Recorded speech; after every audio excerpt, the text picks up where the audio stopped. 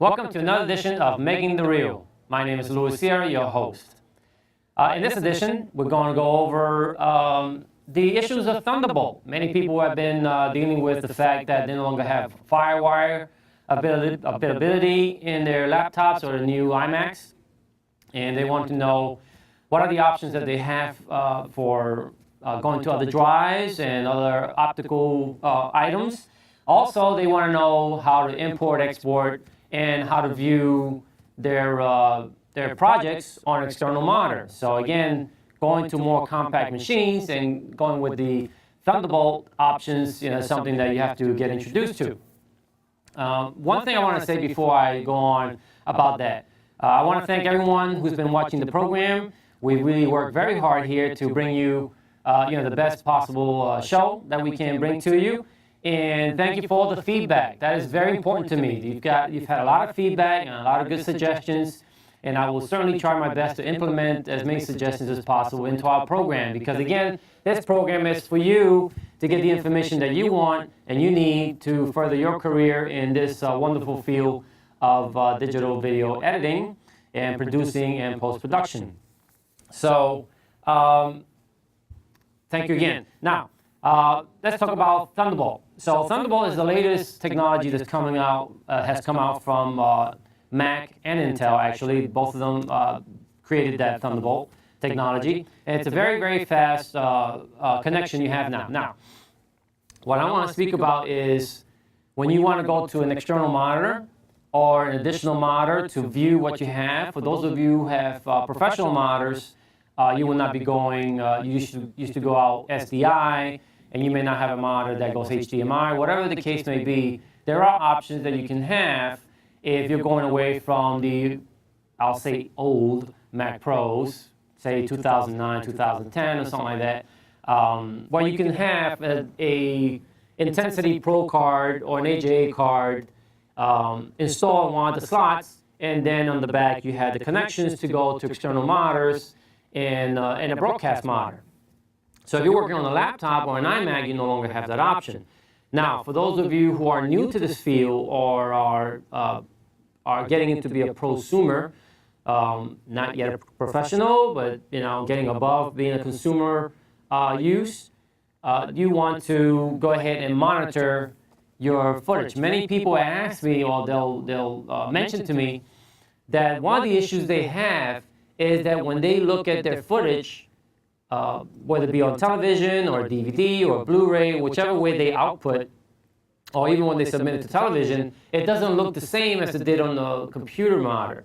So I want you to keep in mind that when you are looking at your footage on the computer monitor, a computer monitor is not calibrated as a broadcast monitor. So in order for you to have a broadcast monitor, you need to have a good signal coming to it, and you need to have it calibrated accordingly. Now, Apple says that their displays are either close or just as accurate as a broadcast monitor. That's an argument, a professional person can make. I personally could go either way with it. It gets pretty close, but many monitors that I've seen, or at least the computer monitors that Apple displays, they have a lot of contrast. And the shadows definitely do not look the same as they do on a broadcast monitor. That's been my experience. So again, I haven't been with an engineer to calibrate a monitor and then put them, one beside the other. But from what I've seen in my experience, it comes close, but not exactly the same. So going back to your options, AJA and Blackmagic offer Thunderbolt options for you now, where you can daisy chain. Daisy chain means you connect one item to the other. You're just connecting one to the other. You can certainly do that with the options that they have. So Blackmagic has the Intensity Shuttle for Thunderbolt, and Blackmagic has the AJA IO XT and IO Express. So those are options that you may want to look at from those manufacturers if you're going to go out to a broadcast monitor, or if you're going to use a good quality monitor television set.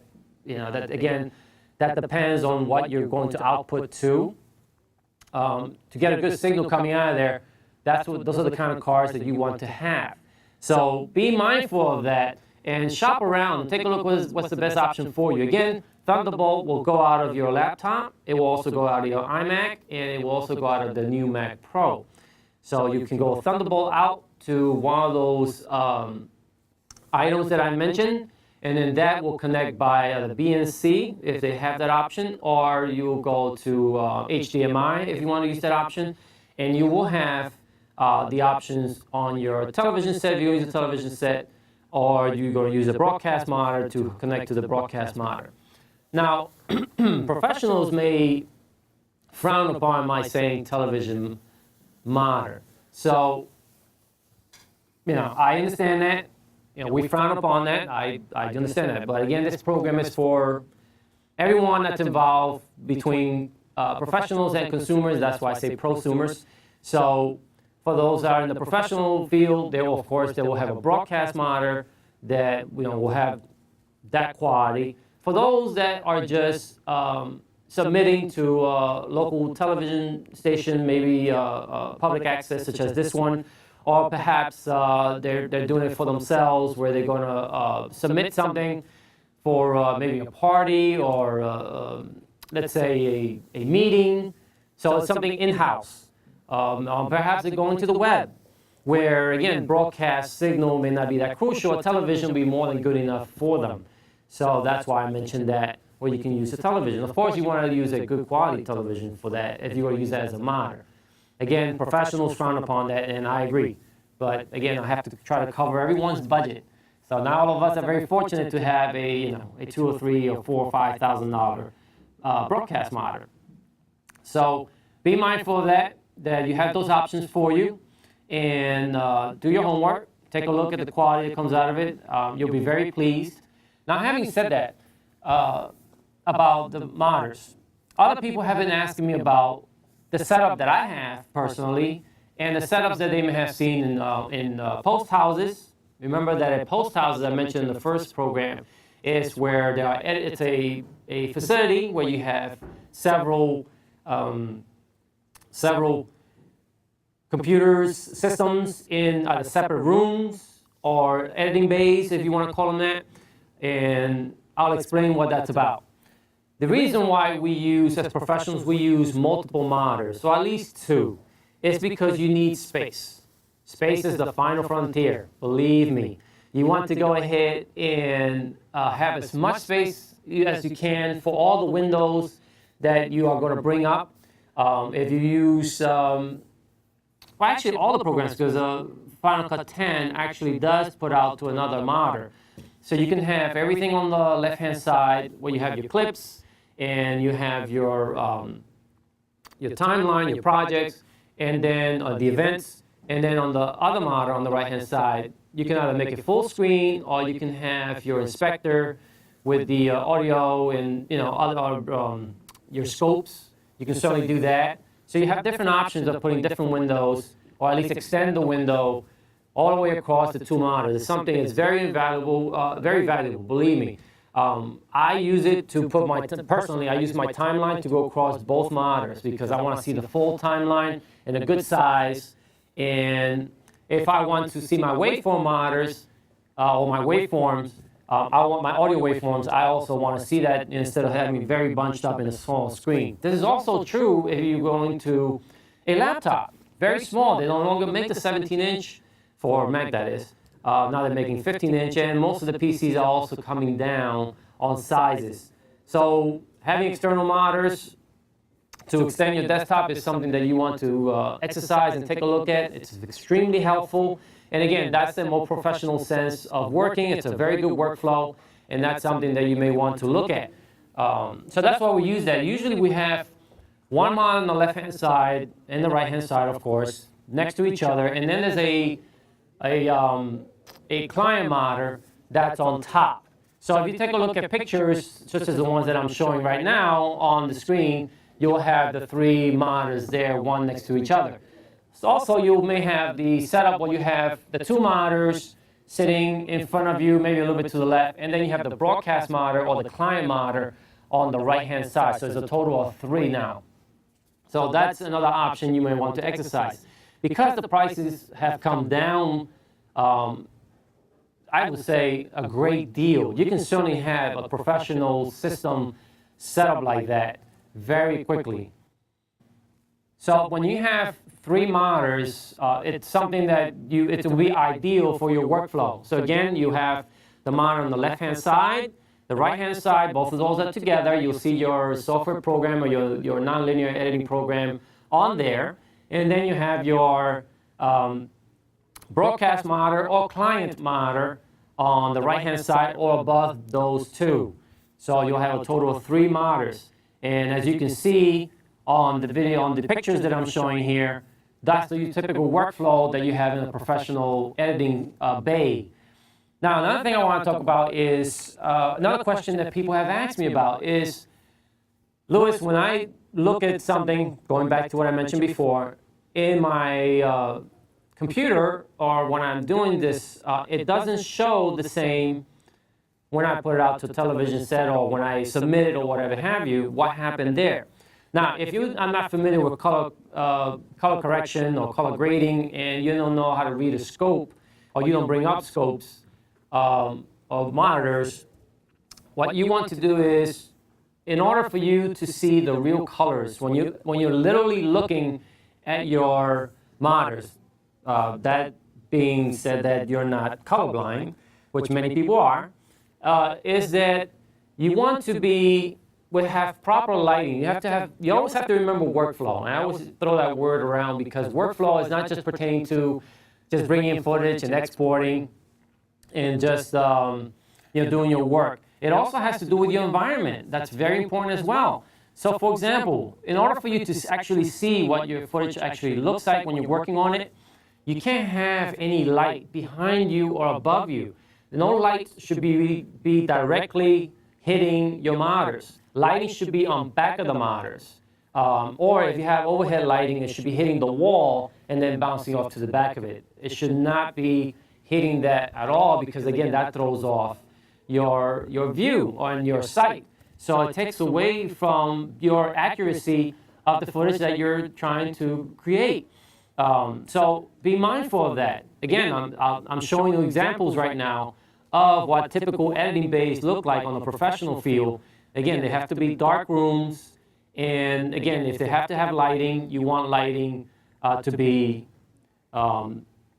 behind the monitors or above, pointing away from you, going towards the wall or whatever have you. You don't have them pointing at you. So, for example, here in the studio, so if you go to a control room, you'll notice that the control rooms are dark. Again, that's because the people in there are seeing the monitors and they're actually watching, what the television program is pertaining to and what they're looking at, and they're looking at the picture. You can't do that if it was bright lights like a hospital or a school. It doesn't make any sense. You'll especially see that in color grading and color correction. So, I'm a colorist myself. So I always tell people I'm not in a dark room because I'm depressed. We're not depressed people. It's just that we need to see the accurate colors of our footage. So we need to be in a dark room. And again, the lights are behind our monitors. So anytime I go to a facility and I'm in there to color grade anything, they'll see me immediately turn off the lights. And if they have any lamps, I put them behind the monitors. And they always look at me like, what is he doing? And again, it's not because I'm depressed. It's because I want to make sure that there's no light hitting the monitors. They're behind the monitors and they're hitting the wall, and then all I can see is perfect color. That's another reason why you may notice that most editing programs, or all editing programs, are either a dark shade of gray, or they're gray, or some of them are black. Again, the reason for that is because that allows for the colors to stand out in your program. That's the reason for that. So I'm really glad that they had the options in Adobe Premiere Pro and Avid Media Composer where they allow you to go ahead and change the color of your interface and make it darker gray. So that way it stands out further, and it's an option that we've always wanted to have. And you'll notice that Final Cut 7 was a light gray, and now Final Cut 10 went to a darker gray or almost black. So a charcoal gray, that is. So you see the interface there, and then you can notice that all the colors really stand out.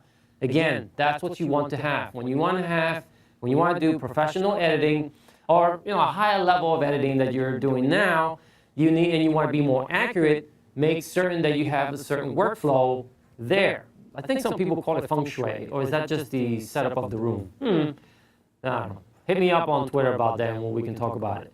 So, be mindful that that does have an effect of how you work and the accuracy of your work.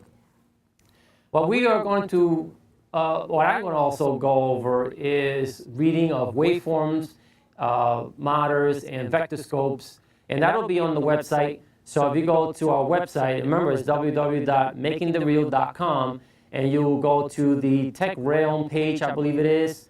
You'll see there, or maybe it's the color page. I believe it's the color page. You'll go there and you'll see tutorials of how to read and explanation of waveform monitors, vector scopes, and so on and so forth. So every program has that option, or at least every professional program has that option for you to see your waveforms, waveform monitors, and your vector scopes and the histogram and so on and so forth. So you want to be able to read those. Now, the accuracy of lower priced programs, I don't know what the accuracy may be, but I know that the ones in Final Cut, Avid, and Adobe Premiere are very accurate. And of course, DaVinci Resolve is a professional color grading program, and the scopes are perfectly accurate there, and that's something you should use. I keep going on with DaVinci Resolve, by the way, as your option because, again, 2 reasons. It is the professional program, hands down. There's no argument about that. I've been using it for years, and every professional colorist has used that for years. I mean, that's the top of the line program. And the other reason is it's free. Can't beat free. Come on, free. F-R-E-E, free. No limitations to it at all. So, you're getting a professional program. You can work on it freely. It'll export with many options. There are no limitations there.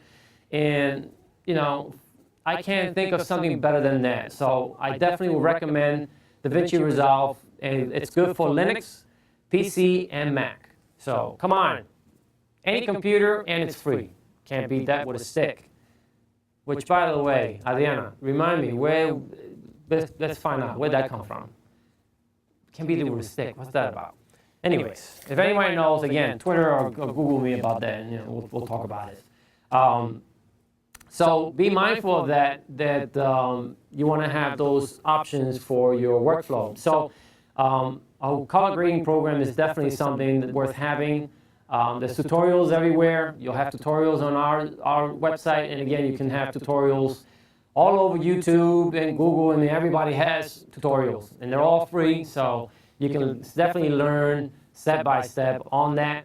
And you can also attend classes. There's always classes out there or training sessions for those programs, so always keep that in mind. I'm a software trainer myself. I've been doing software training for years, and just be mindful that we are available in many facilities. I've trained in many professional facilities throughout the country, and some of the top training centers as well. So everyone has, I don't know if everyone has DaVinci Resolve classes, but they definitely have the non-linear editing programs, and they do offer color correction or color grading sessions for that. And you also have boot camp sessions, and you can also do that. So, be mindful of that. Now, when it comes to exporting, so I mentioned before about optical drives. Unfortunately, optical drives, for those of you who love DVD and Blu-ray, they're on their way out. Many machines now are coming without that option. You have to get external drives. When it comes to a laptop and an iMac, you need to have something to plug in by Thunderbolt. Some of them by USB. If it's plug and play, it will read it. There's a company named MCE, if I may be allowed to mention them. They have options for external drives and internal drives for those of you who have a Mac Pro from an older generation, which, fortunately, I hate to say older generation, geez. But 2009, 2010 Mac Pros, they're the older generation. They also have Blu-ray drives for that, and they're readers and recorders. Those options you'll have to utilize now, where you can go to a different program and you have to go out by that. Some of them do come with the programs for you to be able to record to those optical drives. But when it comes to the laptops that don't have the option anymore, again, Thunderbolt, you have to go out. Be mindful that to pay attention of whether or not your program that you're utilizing is actually going out high definition if you have a high definition project that you're working on. That's very important to keep in mind. So many people are not familiar with that, because another question I get is, hey, I worked on this, it was high definition, it was recorded in high definition, I worked on it in high definition, and then I put it to the DVD, and it looks horrible. You know, it's all fuzzy and standard. Well, it's because you had to go 720 by 480, because again, it's standard definition disc, and that's what the project came out to, and that's what it went to on your program to record to the DVD. So be mindful of that. If you need to go to Blu-ray, then if you have a program that will support that, and you have the drive to support the Blu-ray, then you can go high definition to the Blu-ray, and of course, there you go. You also have high definition DVD. The cost of the disc may be a little higher, but you have high definition DVD that will go out, and that will also play in the Blu-ray player. So be mindful of that. So again, different options for you, but again, if you have the question of why is it not looking the way it looked when I did my program in high definition, is because of that. You're down converting, that's what we call down convert, when the signal is not the same, it's going to a less quality signal. You're down converting to standard definition when you're going to a regular DVD that's going to play 720 by 480. So, be mindful of that. It's unfortunate, but same thing if you go into a television station that doesn't broadcast high definition, then you're down converting if you're submitting your footage by DVD. You're actually down converting, so that way they go out to signal again, it won't look the same. My suggestion to you is the same thing I do here. I submit in standard definition because, again, as of this moment, they still broadcasting standard definition. There's nothing wrong with that. And, I do my whole workflow in high definition until I go out to the DVD. Then I'll go ahead and take the hit there. But I put the program out in high definition, as you can see in the YouTube channel at Making the Reel by Louis Sierra on YouTube. When you go to the YouTube channel, you see this program will be in high definition, 720p. So it looks great, looks sharp, exactly how I want it to look, and I'm really happy with it. So it's a very good option for you to have. So be mindful of that. And thank you for watching our program. We're just about out of time. Please don't forget that to visit our website at www.makingthereel.com. You can hit us at Facebook at Making the Reel by Louis Sierra, and you also have Twitter at Making the Reel. And I always forget to mention the YouTube channel, so I got to mention that as well. You have the YouTube channel, which is Making the Reel by Louis Sierra, and there you'll have tutorials on a YouTube channel as well as the website. We have the tutorials to support everything we're going by in this program. So be mindful of that. Thank you for watching, and that's all the time we have. And we're out.